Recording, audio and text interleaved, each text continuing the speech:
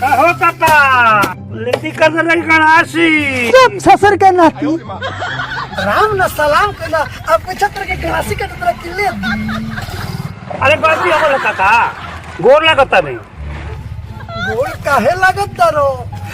ओयो हाथे लागत तब न मजा आई अरे काका का दलान उहे देखला त देखलो आ हम जौन दलान देखा दे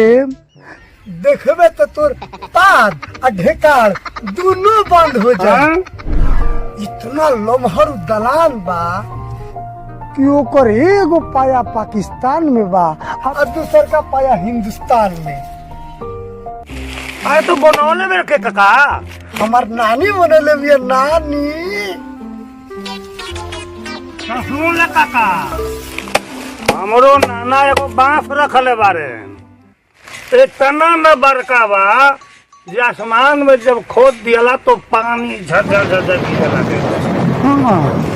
आज जब पनिया का काम हो जाला तो बांसवा खींच दिया तो पनिया आपे आप रुक जाला। तो करे तू खाला कहाँ अरे तेरा नानी के दलान में ससुर के नाती गपे खातिर हम ही बानी। अरे तो शुरू तो तू ही नु कइला वाह काका शेर तो भतीजा सावा शेर